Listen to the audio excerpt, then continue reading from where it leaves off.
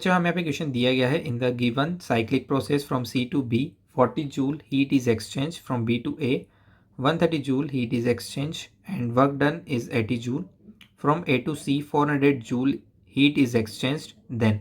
सो चलिए बच्चों क्वेश्चन को यहाँ पे सोल्व करते हैं। सो आप यहाँ पे देख सकते हैं हमें एक साइक्लिक प्रोसेस दी हुई है। इस साइक्लिक प्रोसेस के लिए हम बात करते हैं सबसे पहले सी टू बी की। तो जो सी टू बी है उसके लिए डेल्टा क्यू कितना हो जाएगा हमारे पास, वो दिया हुआ है क्वेश्चन के अंदर 40 जूल। इसको हम लिखेंगे माइनस का 40 जूल, क्योंकि सी टू बी पे आप यहाँ पे देख सकते हैं वॉल्यूम कांस्टेंट है, ठीक है, और जो प्रेशर है वो डिक्रीज हो रहा है, तो टेम्परेचर भी डिक्रीज हो रहा होगा, तो जो हीट एक्सचेंज है वो नेगेटिव होगा। बात करते हैं B to A. B to A के लिए जो डेल्टा क्यू होगा बच्चों, वो कितना हो जाएगा हमारे पास, माइनस का 130 जूल हो जाएगा, जो कि क्वेश्चन में दिया हुआ है।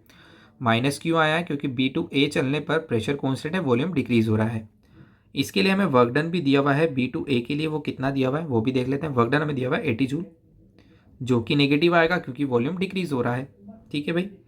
चलिए अब हमें यहाँ पे क्या क्या चीज़ें फाइंड आउट करनी है। सबसे पहले हमें देखना है कि वर्क डन क्या होगा एसी प्रोसेस के लिए, नेट वर्क डन क्या होगा साइक्लिक प्रोसेस के लिए, net change in internal energy क्या होगा साइक्लिक प्रोसेस के लिए, एफिशिएंसी क्या होगी। तो भाई एक पॉइंट हम डायरेक्टली यहाँ पे देख सकते हैं कि जो नेट चेंज होगा इंटरनल एनर्जी का, वो तो कितना होता है साइक्लिक प्रोसेस के लिए, जीरो होता है।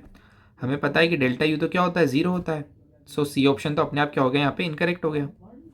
चलिए भाई अब डेल्टा क्यू यदि जीरो है तो हमें पता है कि जो क्यू होगा वो डब्ल्यू के क्या होगा यहाँ पे बराबर होगा, है ना, ये हमें पता है यदि डेल्टा यू जीरो है तो क्यू क्या होगा यहाँ पे, तो हम क्यू लिख सकते हैं। क्यू होगा यहाँ पे हमारे पास, क्यू किस किस का आएगा भाई, सभी का आएगा यहाँ पे, तो Q of C B, Q of B A plus Q of A C is equal to W of C B plus W of B A plus W of A C. चलिए भाई क्यू ऑफ सी बी कितना, minus का 40, B ए कितना minus का 130, ए सी कितना दिया हुआ है 400 जूल, ठीक है। ए से सी जब चलेंगे तो प्रेशर भी इंक्रीज हो रहा है, वॉल्यूम भी इंक्रीज हो रहा है, सो हीट एक्सचेंज क्या होगा, पॉजिटिव होगा, दैट इज 400 जूल, ठीक है। डब्ल्यू सी बी की मैं बात करूँ, सी से बी चल रहे हैं तो वॉल्यूम हमारा क्या है बच्चों, कॉन्स्टेंट है, तो वर्क डन कितना होगा, जीरो। बी से ए में कितना आया, माइनस का 80 joule plus W of A सी।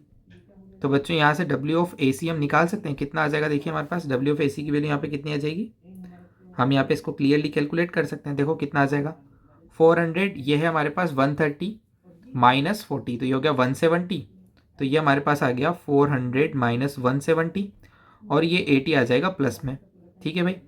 तो देखिए कितना आ गया है 400 माइनस, ये कितना बन जाएगा, देखो हमारे पास 90, तो वर्क डन एसी के लिए कितना आ जाएगा 310 जूल, जो कि ऑप्शन नंबर हमें ए में दिया हुआ है। सो ये हमारा ऑप्शन नंबर ए करेक्ट हो जाएगा। नेट वर्क डन भी देख लेते हैं बच्चों। नेट वर्क डन कितना आ गया हमारे पास, W C B W B A plus W A C, ये तो जीरो है, ये कितना है माइनस का 80, ये हमने निकाल लिया 310, तो बेटा ये कितना आ गया हमारे पास 230 जूल। सो आप देख सकते हैं बी वाला ऑप्शन भी हमारा क्या है यहाँ पे करेक्ट है। अब बात करते हैं बच्चों लास्ट यहाँ पे एफिशिएंसी की, तो नीटा यहाँ पे कितना होगा, सो नेट वर्क डन, ठीक है ना, डिवाइड बाय डेल्टा क्यू, कितनी यहाँ पे पॉजिटिव हीट यहाँ पे एक्सचेंज हुई है वो हमें यहाँ पे देखना है। डेल्टा क्यू हम यहाँ पे कौन सी लेंगे, पॉजिटिव वाली लेंगे हम यहाँ पे।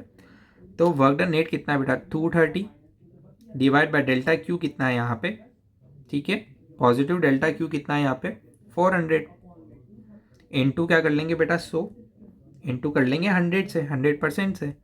सो यहाँ से हमारे पास नीट आ जाता है बेटा 57.5%, जो कि आपको ऑप्शन नंबर डी में दिया हुआ है, तो वो भी क्या हो जाएगा करेक्ट होगा।